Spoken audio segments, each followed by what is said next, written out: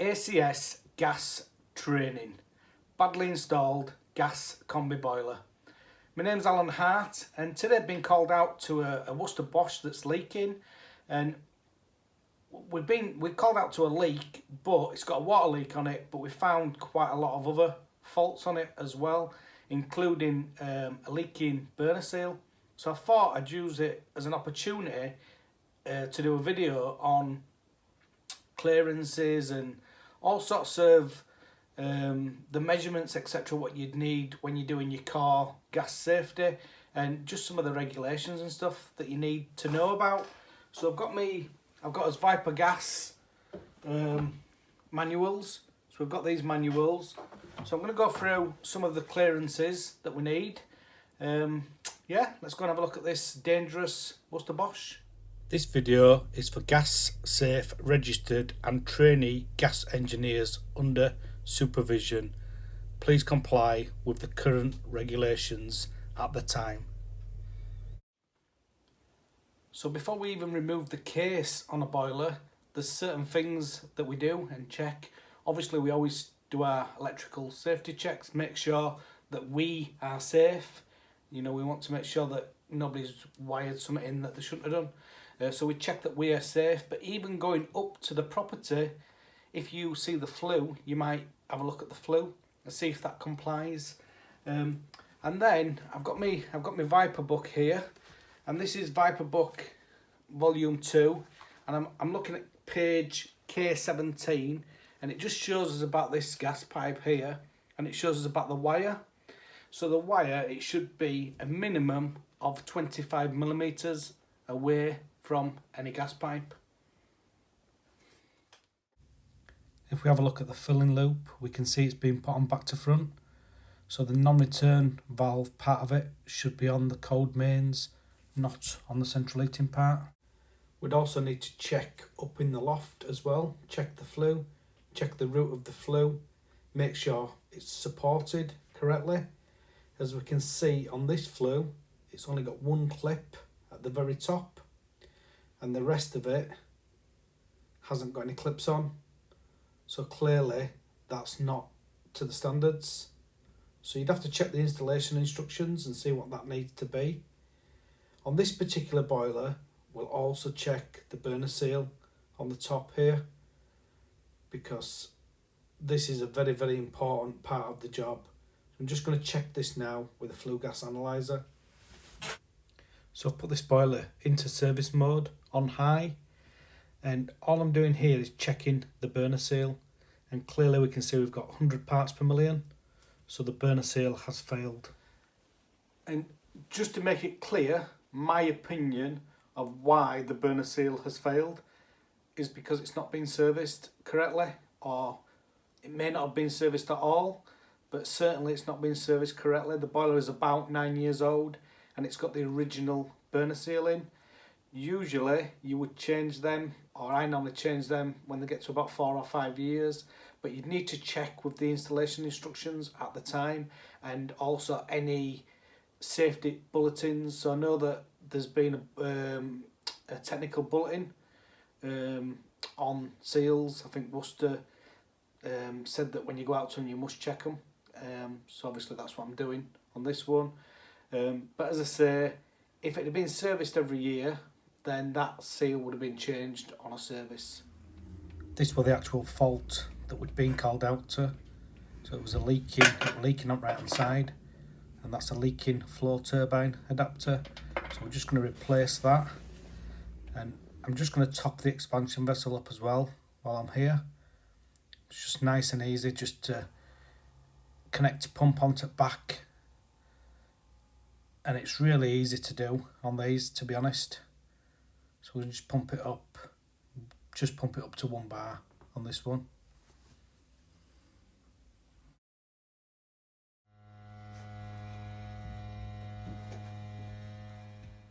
Just to recap on that, we've been called out to a water leak, so that's the reason to go out to the job to start with. And obviously when we take a boiler cover and we take a case off a boiler, we have to make sure that it's safe when we're finished. So what I've done is I've checked the burner seal. I've seen the burner seals leaking. Obviously I need to replace that. I wouldn't be able to leave it like that. We've checked the flue up in the loft, advised the customer that the flue is not correct and that it needs to be sorted out.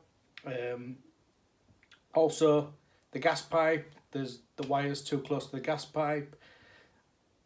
Maybe that's, you know, a little bit of it's a minor detail, but this video is designed for the trainees, so I'm trying to cover as much as possible so that the trainees get the knowledge to start with, or they get a better understanding to start with.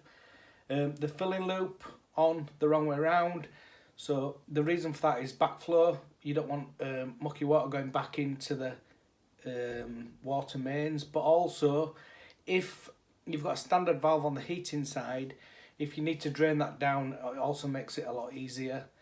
What else? Well, the condensate wasn't correct on this, but it's a bit hard for me to show you, so I'm going to show you that on a separate video. I think that's it. I've probably missed some out on there, but what I'd say is the most important thing of all, read the installation instructions. So read your manuals to get a basic understanding of the regs. But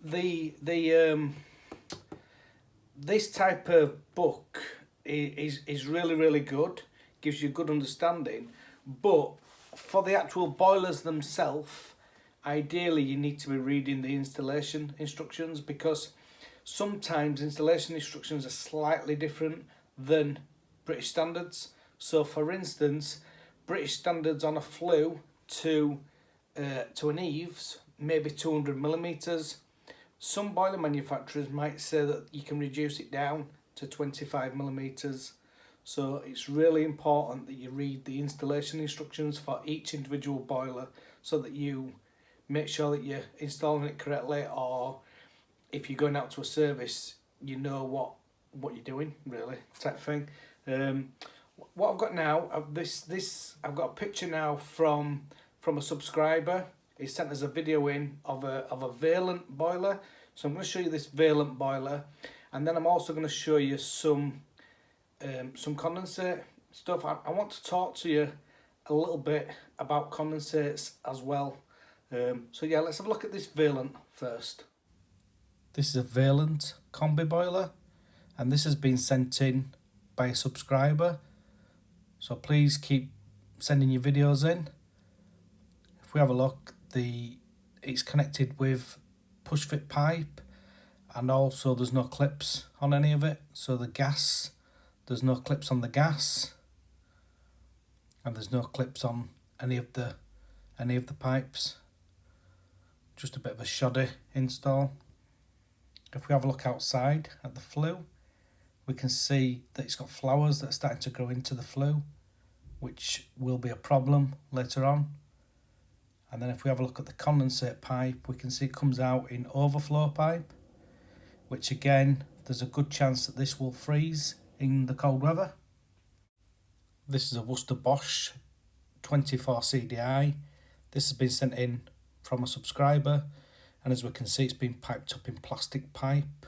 So you need to check the installation instructions, but normally it needs to be 1 meter minimum of copper pipe. And this just shows you flue where the installer hasn't cut the flue down. And if you have a look at the pipes coming out, the PRV and the condensate, clearly they're not installed correctly either. This was a new Vaquera boiler installation. If we can see that this is how it's been left. The actual back that the timber it's screwed into isn't fixed to the wall, and it's hard to see on this, but the boiler's actually falling off the wall. And if we have a look underneath, we can see that it's in a bit of a mess. If we have a look at the flue as well, the flue's not installed correctly either. On this install, instead of using 2 flue bends and taking it away from the spar, they've cut through the spar. This is an old Victorian house that's been converted to flats, and it's very large or very high doorways. and how anybody services that boiler is unbelievable. And this just shows you a flue that's too close to an opening. This is another flue in the loft. You must check these flues in the loft to make sure they're clipped and supported. Obviously that's not installed correctly. This shows you somebody they've dug down to put a new path in, and they've exposed the yellow supply pipe into the property for the gas.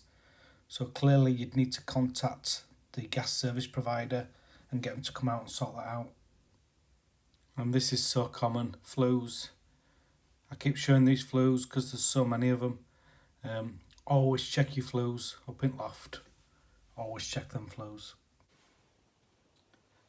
So there's quite a lot of shocking things that you find as a gas engineer. What I'd say to any new person into the industry, you're never ever going to know all the regulations or what you're supposed to do. So my advice to you would be, if you don't know, find out, because you're going to come across it again anyway. So if you go to a job and you don't know what to do, find out. So for instance, phone the manufacturers up, phone Gas Safe, phone another gas engineer, just get some advice. And if you're a trainee, feel free to come over to our training group. I'll add a link below in here. And if you like this type of video, please comment, share, like, subscribe, or ring the bell, all that type of stuff. It really helps with the videos. If you've got any suggestions for any videos that you'd like us to do, myself and Viva Training Academy, then please again add some comments below. We, as a team, we're trying to help raise the standards or help new people into the industry, because personally my opinion is a lot of the time they don't get the support that they need. So I'm just hoping that videos like this can help a little bit. But as I say, if there's what you need, then please put some comments below, and we'll try as best to tailor videos to suit what people need. Also, if you're a gas engineer and you come across dangerous installs or good installs, you know, again, let us know. Send me details on WhatsApp. I'll add my phone number below in here as well. And you can send me them in. What else?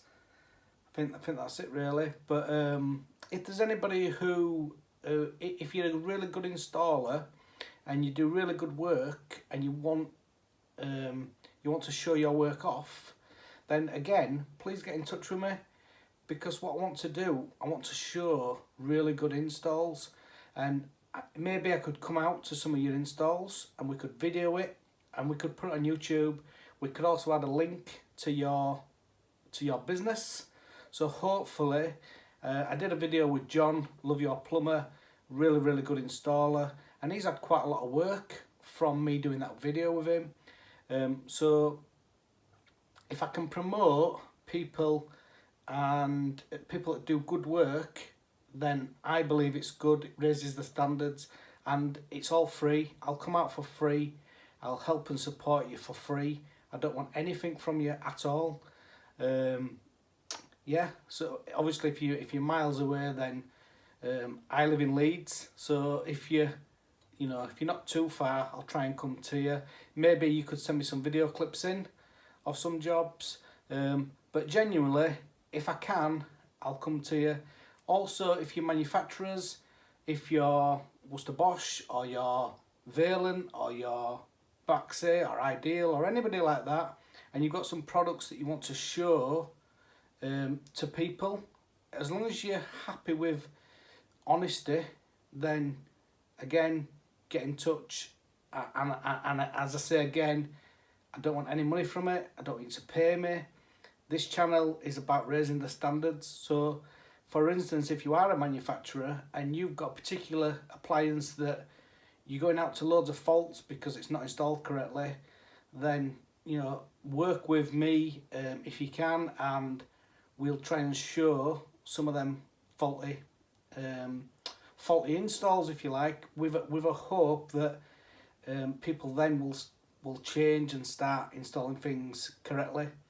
And I'm not saying I'm no super duper expert, but what I will say is that we are trying, me and Viva Training Academy, we are trying to make a difference, and we are trying to, we're trying to help. So, and I think I've babbled on enough. As I say, if you've got any questions, please ask them below. Like, share, comment, subscribe, blah, blah, blah. And I'll add them things below. And thank you so much for watching.